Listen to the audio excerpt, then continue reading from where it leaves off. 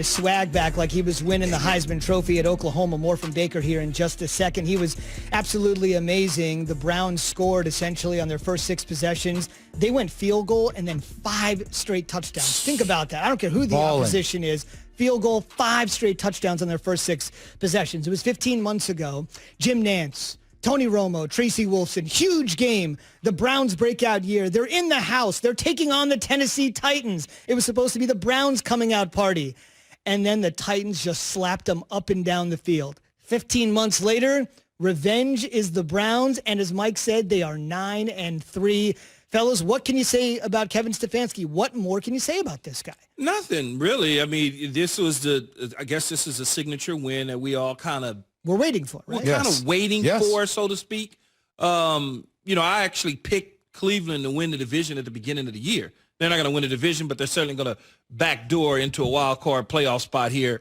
And when you look at them, it's just something that Kevin Stefanski came with a plan, and his plan was to duplicate some of the same things that he did in Minnesota with Kirk Cousins, and he's gotten Baker Mayfield to play within that system, and they're running the ball with Chubb. So it allows them in the passing game to run play-action passes and be able to push the ball down the field off the play-action pass.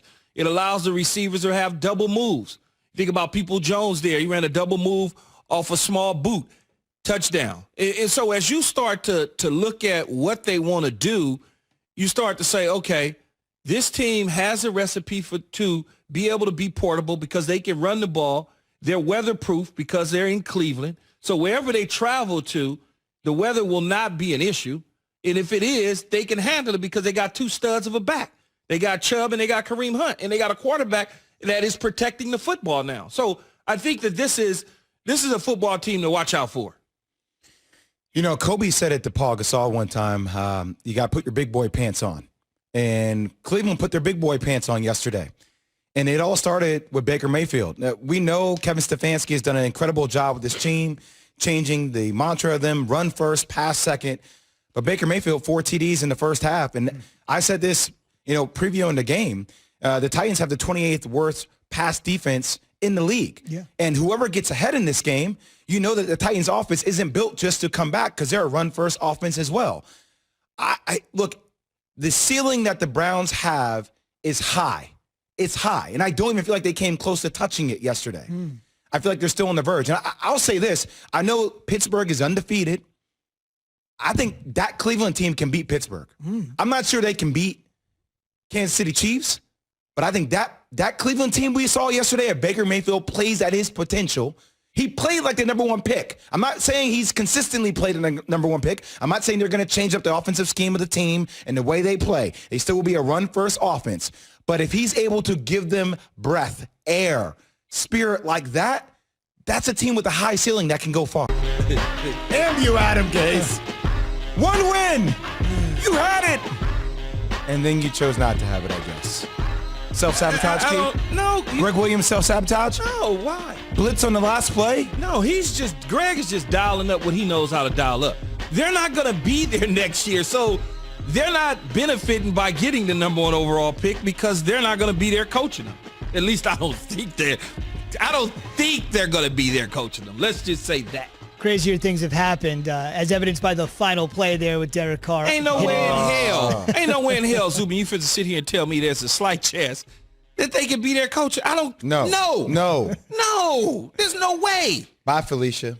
There's no way. I would agree. We're presented by Progressive Insurance. All of our guests join us on the Shell Pennzoil Performance Line. I mean, it's not like Greg Williams' reputation could get any worse on and off the field, so might as well just do it. ESPN NFL front office insider Mike Tannenbaum joins us this morning on the Shell Pennzoil Performance Line. Pennzoil synthetic motor oil is made from natural gas. It gives you unbeatable engine protection. The proof's in the Pennzoil based on Sequence 4A wear test using SAE. 5W30. Mike, you were a GM for a couple of different teams, including Gang Green. What do you think's going on in the front office first thing this morning after their latest debacle? You're feeling heartbreak like everybody else. And look, you have to have one eye to the future, but you also have a responsibility to those players and coaches. And I agree, it's inconceivable how they defended that play yesterday. You have to defend the goal line, and you have Lamar Jackson, an undrafted free agent, trying to defend Henry Ruggs, the most explosive player one-on-one. It's inconceivable. But the other thing you're doing as a GM, You're looking towards the future. You're putting your list together so you're ready to go at the end of the year. And I just agree with what Keith said. It's really, there's no, at this point, I don't see there's any way that Adam Gase keeps his job at the end of the year. Wait, Mike, I didn't say he's going to keep his job. I said there's no way. No, He agreed with you. Oh, I thought he said he didn't agree with me. All right. Let me ask you this, though, Mike.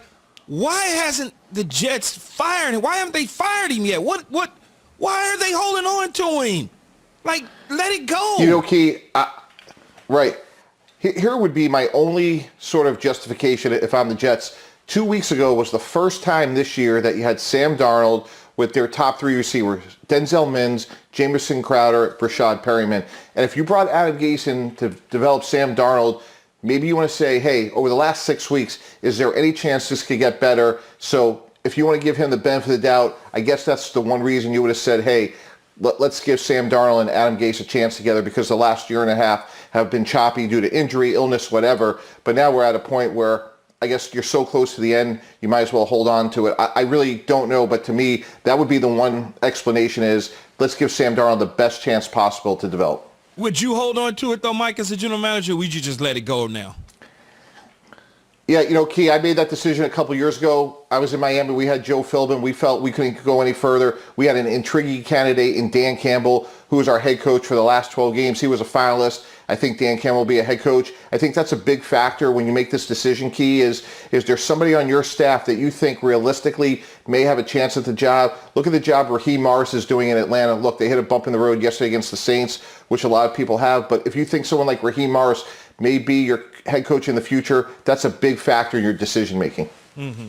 So, Mike, let's say hypothetically you land the Jets job, okay, and you have the decision to make when you come up with this. Do you keep Sam Darnold and then get other assets in the draft, or would you take Trevor Lawrence? How would you handle this situation moving forward? Jay, well, despite the fact that Sam Darnold went to USC, I'm moving on from him. I think Trevor Lawrence is a once-in-a-generation player. And I know that's contractually obligated to say that here, guys. But in all seriousness, Trevor Lawrence to me is Andrew Luck. He's a once truly in a generation sort of player. He has the athleticism. He has the intangibles. And when you really look at it objectively, Sam Darnold has flashed in fairness, but he hasn't put it together consistently. And when you look at the other team in MetLife, at least Daniel Jones is getting better. There's less turnovers. You could see the progress being made. We just haven't seen that with Sam. I would try to maximize his value, get as many picks as I could, and move forward with a new coach and Trevor Lawrence. Yeah, Mike, I'm done fighting the Sam Darnold battle. Whatever y'all decide to do, y'all decide to do it as Jet fans and front office people. I'm tired of trying to say they should keep him. I've given up. So that's pretty much where I'm at. Let me ask you this. What the Giants are having, you mentioned the Giants, they're having some success. They go out to Seattle and they clip the Seahawks. How is this happening so fast for them right now?